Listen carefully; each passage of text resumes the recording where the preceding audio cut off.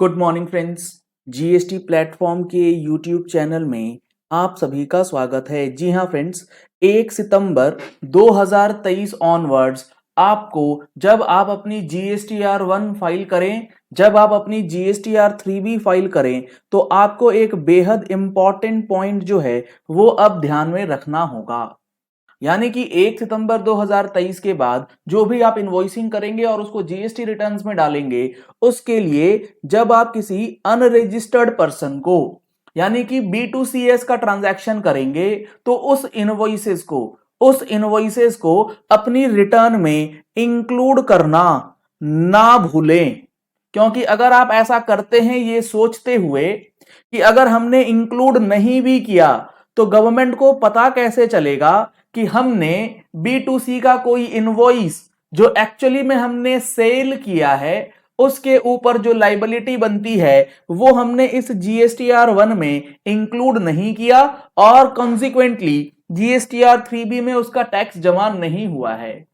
क्योंकि यहां पर 1 सितंबर 2023 से एक नया स्कीम इनवॉइस इंसेंटिवाइजेशन स्कीम के नाम से गवर्नमेंट ने लॉन्च किया है, जिसमें ये जो आपका URD यानी कि जो B2CS वाला कस्टमर है, जो परचेजर है, उसको ऑप्शन दिया गया है कि वो आपके इनवॉइसेस को अपलोड कर सकता है और उस अपलोडेड डेटा के अंदर आपका इनवॉइस का नंबर,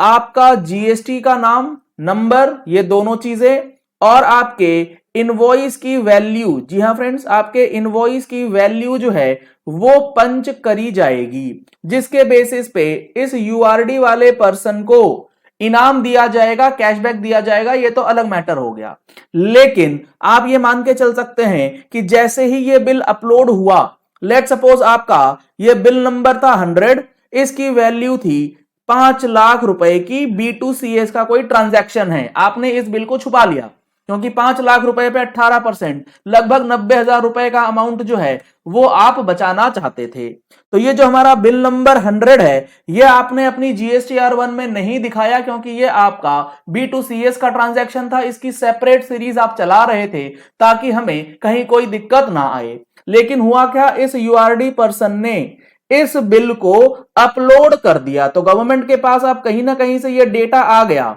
कि इस जीएसटी नंबर पे ये इनवॉइस नंबर का माल जो है वो बेचा गया है। अब इसे जीएसटी रिटर्न्स के साथ किस तरीके से टैली करवा सकती है गवर्नमेंट, वो देखिए मैं आपको जीएसटी पोर्टल पे एक बार ये चीज क्लियर किए देता हूं। यहां पर जब आप GSTR1 में जाते हैं तो GSTR1 के अंदर आपको B2B में तो कोई दिक्कत नहीं है, और B2B के लिए ये वाला जो स्कीम है इनवॉइस इंसेंटिवाइजेशन, ये है भी नहीं, ये तो सिर्फ B2CS को पकड़ने के लिए है। तो आपको जो टेबल नंबर 7 है इसमें दिखाना होता है B2C अदर्स के अंदर, इसमें आप ऐड करते हैं रिकॉर्ड, जिसमें आप POS डालते हैं, प्लेस ऑफ सप्लाई के बाद टैक्सेबल वैल्यू डालते हैं 5 लाख रुपए और रेट डाल करके आप इसे सेव कर देते हैं। यहां पर आप अपनी मर्जी से कोई भी अमाउंट डाल या घटा सकते हैं, बढ़ा या घटा सकते हैं। यहां से तो पता नहीं लगता है कि आपकी सेल इनवॉइसेस कितनी है, क्या है, नहीं है, सारी बात। लेकिन जो आपका ये टेबल नंबर 13 है, डॉक्यूमेंट्स इशूड, ये क्या कहता है, documents issued during the tax period. यानी कि अगर बात करें सितंबर महीने में आपने 2 सीरीज छपवा रखी है, 1 से लेकर के 100 तक जो आप सीरीज दिखाते हैं, जो कि आप डिक्लेयर कर रहे हैं जीएसटी पोर्टल पे, और एक अलग सीरीज चला रहे हैं B2CS जो कि आप डिक्लेयर नहीं करते हैं, ये बनाते हुए कि हमारा टैक्स तो बच जाएगा, पकड़ में हम आएंगे नहीं। तो आपने क्या करा, सीरीज नंबर 1 1 से 100 तक का तो दिखाया, लेकिन जो हमारे एग्जाम्पल में बिल नंबर 100 था वो दूसरे वाले सीरीज का था, वो आपने यहां पर शो नहीं किया। ये तो एग्जाम्पल मैंने दिया है तो 100 आप बोलेंगे सर यहाँ 100 तो दिखलाया है, लेकिन प्रैक्टिकली होता क्या है, जब आप 2 सीरीज बनाते हैं तो उसमें कुछ ना कुछ भिन्नता रहती है। जो हमने 100 दिखलाया है उसको सपोज 100A का नाम दे दो आप, तो आप 1 से लेके 100 तक तो दिखाएंगे, लेकिन दूसरा सीरीज 1A से लेके 100A तक वाला वो आप यहां पर शो नहीं करेंगे। लेकिन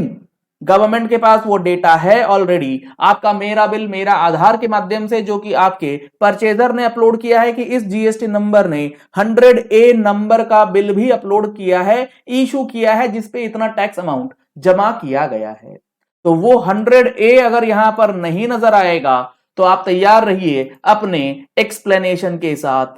कि आपने वो sale invoices document issued during the period में क्यों नहीं दिया, क्योंकि जब आप यहां पर इंक्लूड नहीं करेंगे तो शक ये जाएगा कि आपने जो ऊपर टैक्सेबल वैल्यू, इनवॉइस वैल्यू या टैक्स अमाउंट जो डिक्लेयर किया है उसमें भी वो फिगर्स जो है वो मिसिंग है। मतलब ये कि 1 में आपका अमाउंट कम है तो 3B में भी अमाउंट जो है वो कम गया है, यानी कि टैक्स का पेमेंट जो है वो शॉर्ट पेमेंट के दायरे में आ सकता है और उसके बाद सेक्शन 73 और 74 की कार्रवाई जो है वो करी जा सकती है।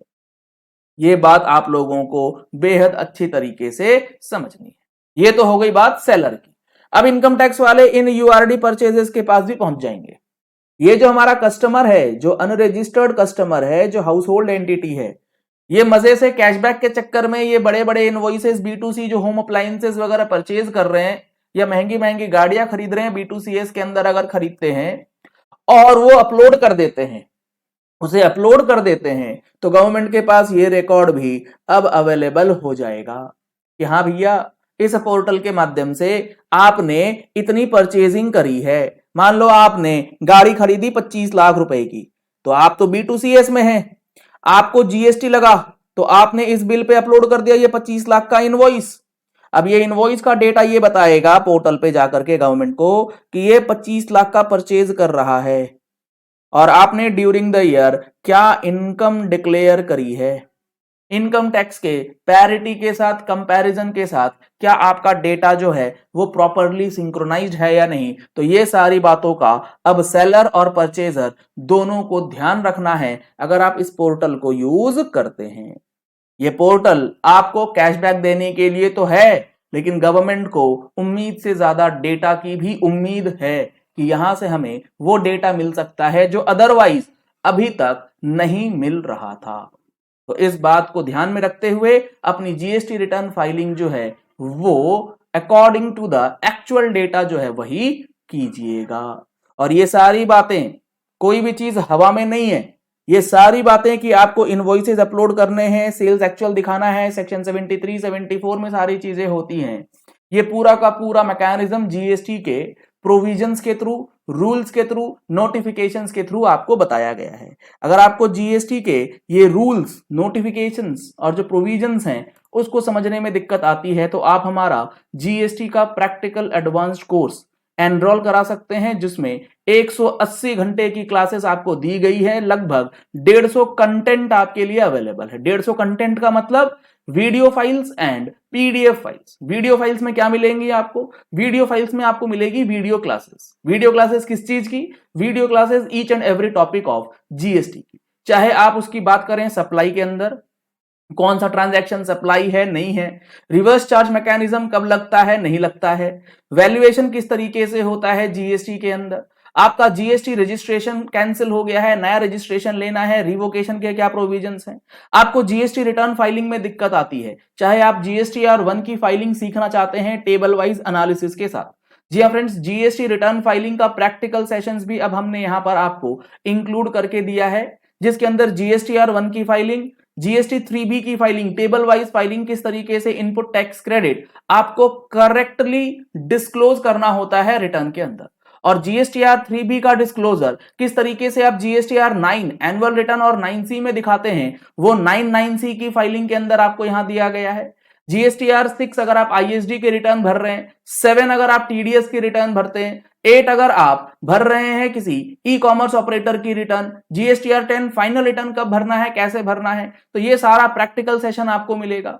इसके साथ साथ जो हमारे प्लेस ऑफ सप्लाई के प्रोविजंस हैं, CGST, SGST, रिफंड्स किस तरीके से मिलता है, क्या है उसका life process, penalties, arrest, GST appeals and revisions के प्रोविजंस, तो ये सारे के सारे कवरेज आपको हमारे इस GST एडवांस कोर्स में मिलेगा, जिसका लिंक आपको वीडियो के डिस्क्रिप्शन बॉक्स में दिया गया है। आप उस लिंक पे जाकर के हमारा GST platform mobile application download कर सकते हैं और उसके थ्रू भी सारी जानकारी ले सकते हैं, या फिर नंबर्स आपको स्क्रीन पे दिए गए, इन नंबर्स पे कॉल करके, व्हाट्सएप करके भी आप डिटेल्स जो है वो ले सकते हैं इस पूरे फुल कोर्स का। 1 साल की वैलिडिटी के साथ आपको ये कोर्स दिया जाएगा, जिसमें सारे वीडियोस आपको 1 साल तक अवेलेबल होंगे। और ये जितनी चीजें अपडेट्स जीएसटी इनकम टैक्स की आएंगी ये आपको हमारे मंथली टैक्स मैगजीन में दिया जाता है। अगर आप लोगों ने अभी तक टैक्स मैगजीन का सब्सक्रिप्शन नहीं लिया है तो monthly GST and income tax updates के लिए आप मंथली टैक्स मैगजीन का सब्सक्रिप्शन भी करा सकते हैं। Thank you and have a nice day.